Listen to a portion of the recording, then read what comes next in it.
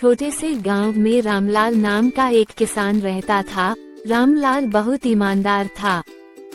वो अपनी पत्नी और 2 बच्चों के साथ गांव के एक छोटे से घर में रहता था। उसकी थोड़ी सी जमीन ही उसकी जीवन का साधन थी। वो कड़ी मेहनत करता और अपने परिवार का पेट पालने के लिए दिन रात खेतों में काम करता। रामलाल का जीवन बहुत ही कठिन था, लेकिन उसने कभी भी गलत रास्ता नहीं अपनाया। एक बार की बात है, रामलाल के खेत में गेहूं की शानदार फसल हुई थी। उसे उम्मीद थी कि इस बार उसे अपनी मेहनत का अच्छा फल मिलेगा।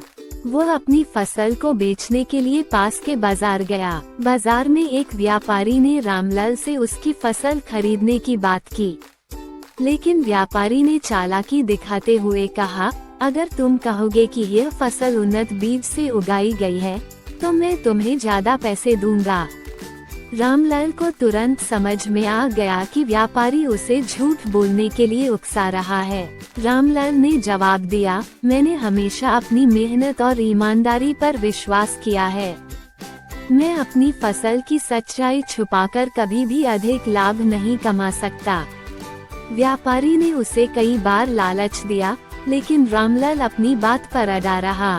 रामलाल ने अपनी फसल को बाजार में सही दाम पर बेचा। भले ही उसे ज्यादा मुनाफा नहीं हुआ, लेकिन उसकी ईमानदारी और सच्चाई ने वहां एक बड़े व्यापारी का ध्यान खींचा। उस व्यापारी ने रामलाल से कहा, तुम्हारे जैसे ईमानदार किसान की फसल को हमेशा खरीदना चाहूंगा। तुम अपनी मेहनत और सच्चाई पर कायम रहो। इसके बाद रामलाल की जिंदगी धीरे धीरे बदलने लगी। बड़े व्यापारी के साथ उसकी साझेदारी हो गई, जिससे उसे अपनी फसलों का उचित दाम मिलने लगा। उसने अपने बच्चों की पढ़ाई और परिवार की जरूरतों को पूरा करना शुरू कर दिया। रामलाल की यह कहानी हमें सिखाती है कि ईमानदारी और सच्चाई का फल देर से ही सही, लेकिन जरूर मिलता है। आज रामलाल गांव के अन्य किसानों के लिए एक मिसाल बन गया है। उसकी मेहनत और ईमानदारी ने ये साबित कर दिया कि कठिनाइयों के बावजूद सच्चाई का रास्ता कभी हारता नहीं।